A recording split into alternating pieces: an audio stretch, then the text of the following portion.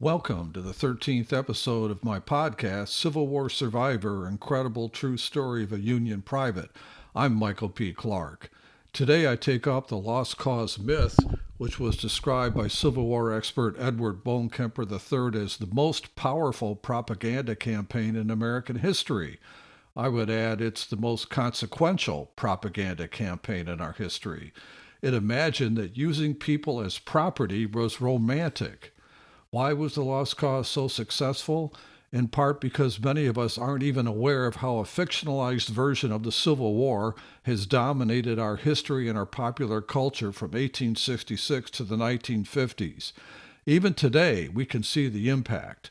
The Lost Cause is the reason that so many Americans look the other way while over 4,000 of their fellow citizens were lynched in terrorist style, while those murders were almost never prosecuted. The Lost Cause myth is the reason that so many Americans, North and South, ignored the fact that voting rights were removed from Southern states. The Lost Cause myth helped to justify the legal segregation of African Americans and the use of broad vagrancy laws to create chain gangs. The Lost Cause helped to perpetuate the segregation of the armed forces and led to African Americans being unable to benefit from Social Security or the GI Bill. Author Eric Wittenberg put it this way. The Lost Cause is a way of turning villains into heroes. So Birth of the Nation, the most popular film of the silent era, turned the Ku Klux Klan into something like Knights of the Round Table. It sounds ridiculous today, yet the movie was a blockbuster of the silent era. Also, the book and the blockbuster movie Gone with the Wind turned enslaved people into loyal, happy servants. Never mind they had no freedom. Those who took no part in these often brutal injustices, many North and South, often benefited from the injustices, often unconsciously. For instance, many white homeowners silently benefited because suppressed home values in African Americans forced them into ghettos called redlining, which were produced by government fiat, banking regulations, and real estate industry practices. Then these same neighborhoods were victimized by interstate highways that split them up, and they were more likely to be the sites of toxic waste facilities that poisoned their children. All of this was done legally, ostensibly with good intentions, but the result was the same: urban ghettos for mostly black people. Even today, elements of the Lost Cause myth persist, so that some history lessons in Florida teach that at least slaves were taught skills, ignoring the fact that for most of Americans' early history, we were an agricultural economy and slaves are fully capable of supporting themselves. The Lost Cause myth treats African Americans as helpless children, while it was their labor that supported a $4 billion economy, while Southern states made it illegal to teach them to read and write. In 1860, there were almost 60,000 free enslaved people in Virginia alone, supporting themselves just fine without a slave master. The Lost Cause myth justifies a caste system after the Civil War that places every white American above every black American, regardless of the content of their character. This wasn't shouted from the rooftops, it was simply enforced relentlessly by local laws and customs. Historian Justin Rogers of the University of North Florida describes the major tenets of this fiction. It's a particular interpretation of the American Civil War, and it's seeking to present the Civil War from the perspective of Confederates and to portray those Confederates in the best possible terms. It was an ideology developed by white Southerners for white Southerners. Many of these white Southerners were former Confederate generals themselves, and they were concerned about their posterity, they were concerned about their reputations, and of course this is occurring against a backdrop of economic, racial, and social uncertainty after 1865. Basically, this Lost Cause narrative of the war romanticized, idealized, and created an Old South. This Old South was full of Southern ladies, genteel Southern men. And anyway, it basically became, it mythologized the Civil War on the most basic level. And when we think about the Lost Cause, there are usually six tenets associated with it.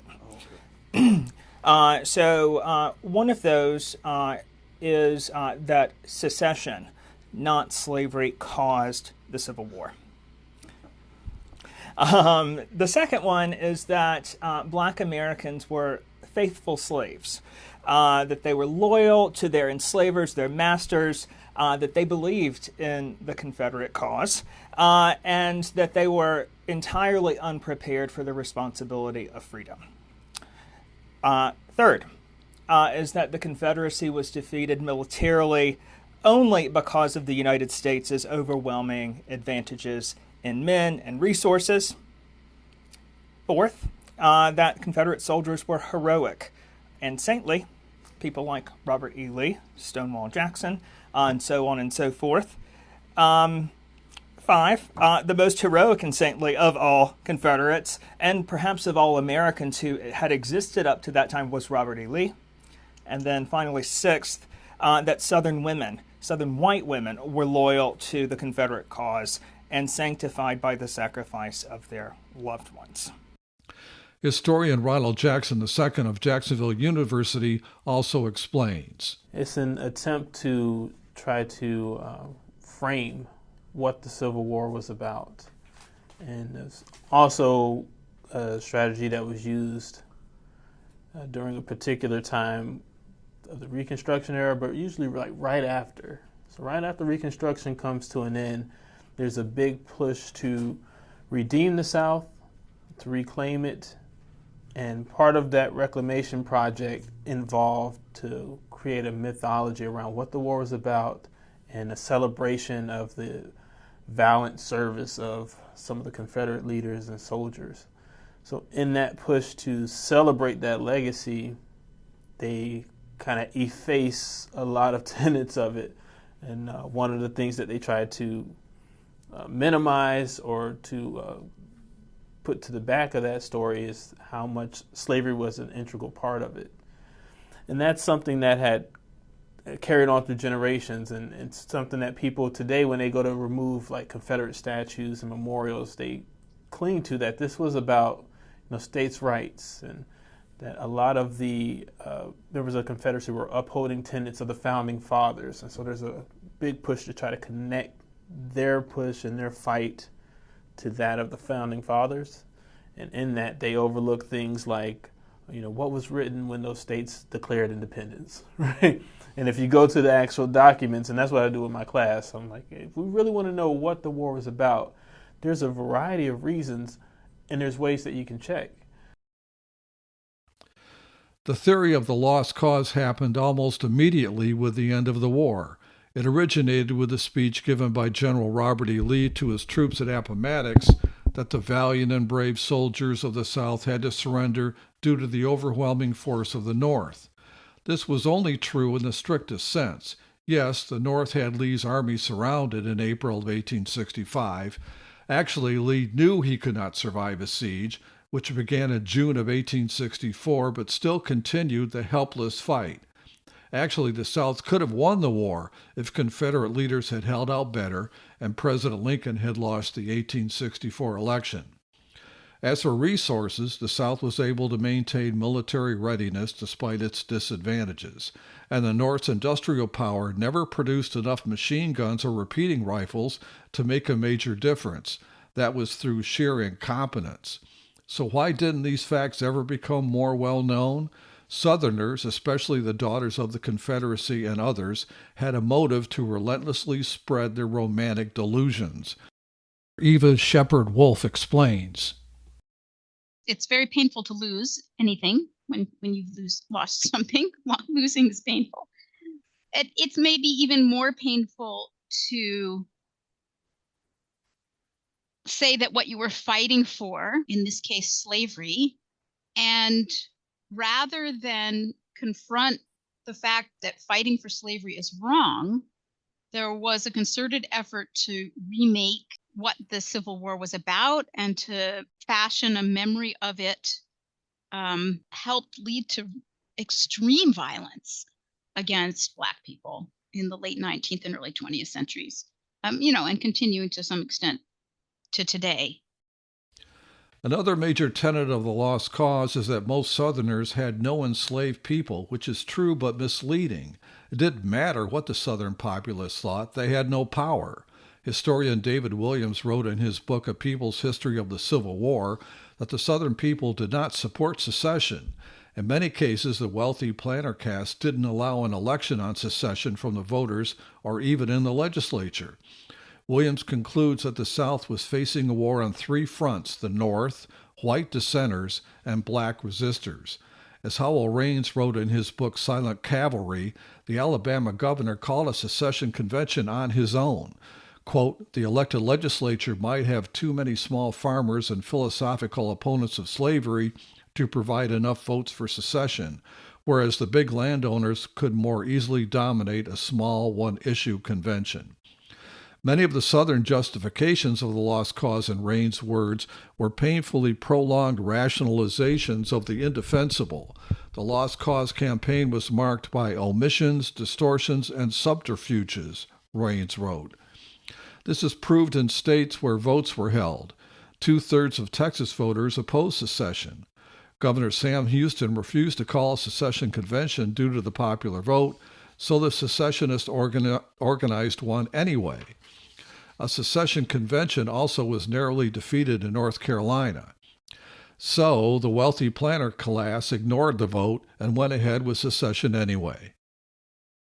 And it is true that many Southerners fought bravely. If the South had won, it would have produced an awful result. A slave empire probably would have expanded to the Caribbean and Central and South America. There would have been continued violence in the United States over border issues, and millions of Americans would have lost their freedom. Despite all the flaws in American society, the Civil War did end slavery in the United States for all time. Through the pro-freedom constitutional amendments spawned by the war, the 13th, 14th, and 15th, America enacted a new birth of freedom that Lincoln foretold.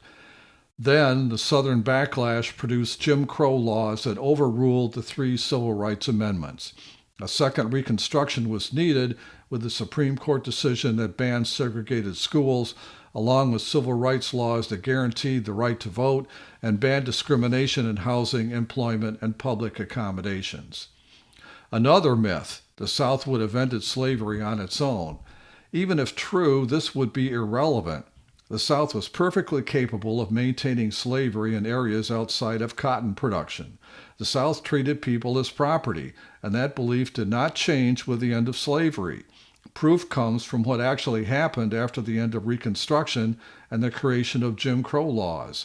By 1898, according to the Equal Justice Institute, 73% of the state government revenue in Alabama came from convict leasing, which involved hiring out prisoners who often had been arrested for trumped-up vagrancy charges. Convicts worked in coal mines, lumber mills, and road work. At least there was no fugitive slave law, so that in the 1900s, about 6 million African Americans fled the South to the North. In any case, the racist theory of white superiority and black inferiority did not end with slavery. It has infected the nation as a whole, and especially the South. For instance, lynchers were seldom prosecuted for their murders. After all, a federal law banning lynching was unable to be passed until 2022. Southern senators blocked anti-lynching bills by using the filibuster, which required 60 votes. The tyranny of the minority had been a regular feature of the slaveocracy. Along with that was the theory that enslaved people were treated well. This too is belied by the advertisements of the enslavers. Historian Tom Costa has spent years researching these newspaper ads. Another myth: General Robert E. Lee was great and General U.S. Grant was a butcher. Once President Lincoln won re-election with Sherman bullying his way through the South, Lee knew he was doomed to lose a siege, yet he continued to fight. And Grant was the butcher? Consider, which general won 2 sieges, broke a 3rd siege, won a battle up the side of a mountain, gained the surrender of 3 armies, and then freed 2 of the enemy armies rather than send them to prison camps? And which one fought a brilliant campaign in the enemy's territory that is studied today in the U.S. War College? Answer: U.S. Grant. Grant won the sieges of Fort Donelson, Vicksburg, and Appomattox. He gave paroles to Confederates at the last two. His forces waged a successful attack up the side of a mountain at Missionary Ridge and Lookout Mountain at Chattanooga. In the Vicksburg campaign, Grant won 5 battles against 2 different Confederate armies in Mississippi and won a siege despite leaving his supply lines. He broke the siege at Chattanooga. Author Edward Bonekemper III, in his book How Robert E. Lee Lost the Civil War, documents that Lee lost more troops in battle than any Civil War general, North or South, 120,000 men killed or wounded, 27,000 more than any general. Even in one of Lee's greatest victories at Chancellorsville, he couldn't afford to lose about 11,000 soldiers to death and injury. In short, the South could have won its independence by doing what the American colonies did to the British, hold out till the opponents gave up. Confederate General James Longstreet promoted defensive tactics combined with a strategic offensive, the Fredericksburg approach, which Lee resisted at Gettysburg. If Lee had found favorable high ground in Pennsylvania and invited a Union attack, he could have had a massive advantage. Consider, which general lost the most important battle of the war by sending his troops to be slaughtered up a slope when he knew from previous experience it was fatal? Answer, Robert E. Lee at Gettysburg. Lee's troops lost at Malvern Hill during the 7 Days Campaign against a retreating Federal force, and Lee won at Fredericksburg when defenders easily repulsed repeated courageous attacks by Federal forces. So why did Lee suddenly think his soldiers were invincible at Gettysburg? It was a fatal mistake. Lee lost 2 major battles in enemy territory, Antietam and Gettysburg, in contrast to Grant's multiple victories in the South. In any case, the South could not afford to lose so many casualties even when victorious. The South won battles, but lost the war. In addition, Lee gave his subordinates too much leeway, which they used to their detriment at Gettysburg, along with complicated plans that could not be coordinated when faced with long exterior lines of attack. Conclusion: the story of slavery in the United States is filled with complications and contradictions, but at its most basic level, the issue is simple. Human beings lost their liberty for purely financial reasons.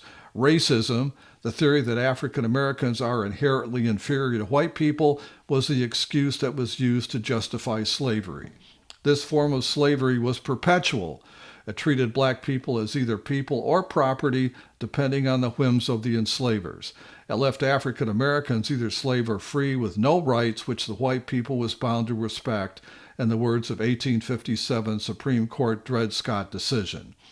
It took the 14th Amendment in the Constitution to overturn Dred Scott and affirm that all people born in the United States are citizens. The lost cause myth turned the cruelty of slavery into a romantic tale of chivalry and nostalgia. The myth was a diabolical defense mechanism for a defeated society, one entirely in keeping with the relentless lengths taken in the South after Reconstruction to enforce a system as close as possible to slavery, through sharecropping, vote suppression, lynching, vagrancy laws, and chain gangs.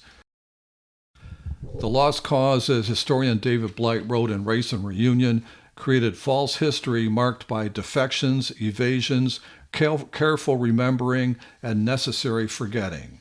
Its impact has been felt ever since Reconstruction ended. On the 50th anniversary of the Battle of Gettysburg, Blight quoted the Baltimore African American Ledger, quote, "Today the South is in the saddle, and with the single exception of slavery, everything it fought for during the days of the Civil War it has gained by repression of the Negro within its borders, and the North has quietly allowed it to have its own way," unquote. President Woodrow Wilson was segregating the federal workforce while lynching and voter suppression continued without federal interference. Then came redlining, in which neighborhoods north and south were segregated racially by a combination of federal action, banking policies, real estate practices, and deed restrictions. The victims of this mythology were the 4 million enslaved human beings and their progeny, the true reason for the Civil War. While white people north and south sought to put aside bitter feelings spawned from the Civil War, blacks were left behind. In the South, the Confederacy still is treated as if it still existed, with states like Florida officially marking Confederate Memorial Day and the birthdays of Jefferson Davis and Robert E. Lee as official state holidays. Nothing wrong with honoring the dead, but it is wrong to cling to a Confederacy that no longer exists. However, in recent years, change has happened. Historian Justin Rogers notes these startling statistics. 5 monuments were taken down between 1865 and 2014. 166 Confederate monuments were taken down between 2015 and 2021. Monument Avenue in Richmond, Virginia, once was marked with multiple statues to Confederates, including a large image of Robert E. Lee, now has none of them. In my city of Jacksonville, the name of Nathan Bedford Forrest High School was changed to Westside High after years of controversy, while a memorial to the Confederacy was removed from a historic city park, which was renamed for Jacksonville's most famous native son, James Weldon Johnson. Now, African American museums have become tourist attractions throughout the country. National Geographic notes that there are more than 100 of them in the nation. The National Museum of African History and Culture in Washington, D.C. is regularly sold out. Now, is there a second lost cause? We're living through a new lost cause era in which anything racial that makes some white people feel uncomfortable is being suppressed.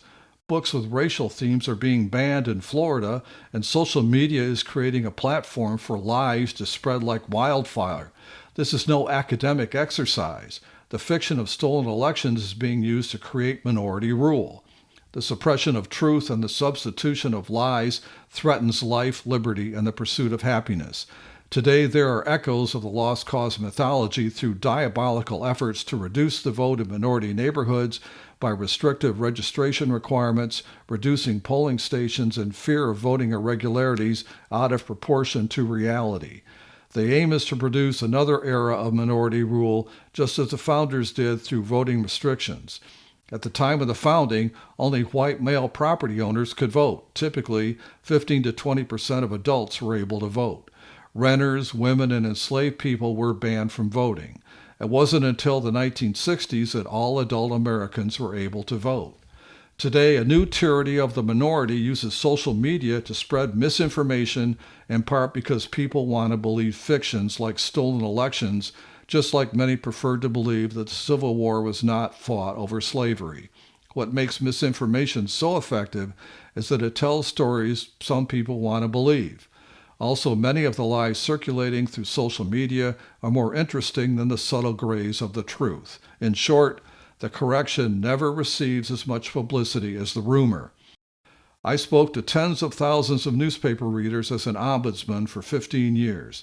It was incredible to hear lawyers and engineers who believed that Barack Obama was not born in the U.S., despite 2 birth certificates and birth announcements in 2 different Honolulu newspapers. By the same token, many in the South wanted to believe the Civil War was not fought over denying freedom to 4 million African Americans. Full accountability has not been made for America's history of slavery and discrimination. Many Americans are reluctant to talk about reparations to victims. An attempt to simply study it has gone nowhere in the U.S. House of Representatives since Representative John Conyers of Detroit first introduced a bill in 1989, 35 years ago. The bill has been introduced annually by Connors and others to no avail. The city of Evanston, Illinois took a baby step to make up for denying mortgages to Black Americans in white neighborhoods by setting up a fund that is financed with fees on marijuana. Many white Americans are unaware that they benefited from redlining. This unconscious white privilege accounts for the hesitancy of many Americans to even address the reparations issue. Finally, the lost cause was what historians call revisionist history. It was a backlash against the truth. Deanne Blanton, co-author of a book on women who fought as men in the Civil War, said this. And so in broader histories, women soldiers just were either forgotten or, again, in the big backlash of the suffragist movement, and you think about stories of women soldiers had sort of disappeared by World War I. And that's also the height of agitation for the vote.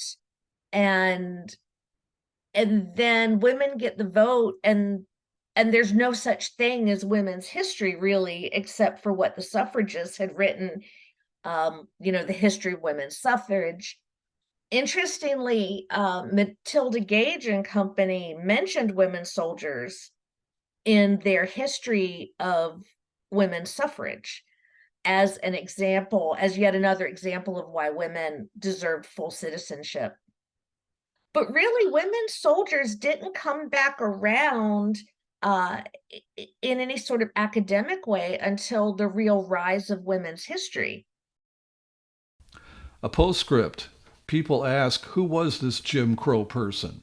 Jim Crow was a character in minstrel shows, usually a white man in blackface, in which African Americans were portrayed as ridiculous entertainers, which underscored the myth that they were childlike creatures who needed the protection and ultimate rule by white people. The origin is credited to a struggling white actor, Thomas Rice, but eventually Jim Crow became a stock character along with Sambo and others. According to the Jim Crow Museum at Ferris State University in Big Rapids, Michigan, white audiences were receptive to the portrayals of black people as singing, dancing, grinning fools. This type of character was popular in both North and South. In fact, to illustrate support for African Americans fighting for the Union, a popular song during the Civil War was titled "Sambo's Right to Be Kilt." I would like to thank the historians and authors who generously gave their time for this podcast. Ronald Jackson III is Assistant Professor of History at Jacksonville University. Justin Rogers is Assistant Professor of History and Africana Studies at the University of North Florida. Eric Wittenberg is author of many books on the Civil War, especially on the Battle of Gettysburg. Eva Shepard-Wolf is History Professor at San Francisco State University and author of books on slavery in colonial Virginia. Deanne Blanton is co-author of a book on women who fought as men in the Civil War.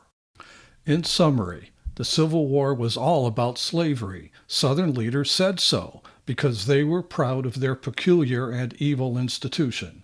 The North won in large part because 500,000 immigrants and 500,000 Southerners, black and white, joined the Union cause. Nevertheless, the outcome wasn't inevitable. About 90,000 Northerners fled to Canada. Many soldiers did not re-enlist. There were multiple draft riots in the North, and Northern industry failed to produce enough machine guns and repeating rifles to make a difference. Enslaved people weren't happy and contented. About 200,000 joined the Union Army and Navy when given the chance. After the war, after Reconstruction failed, about 6 million black people fled the South. In short, it took a relentless, twisted propaganda campaign to turn the real history of the Civil War upside down. Thankfully, with the removal of Confederate statues across the nation, it seems the lost cause is on its last legs. I'm Michael P. Clark.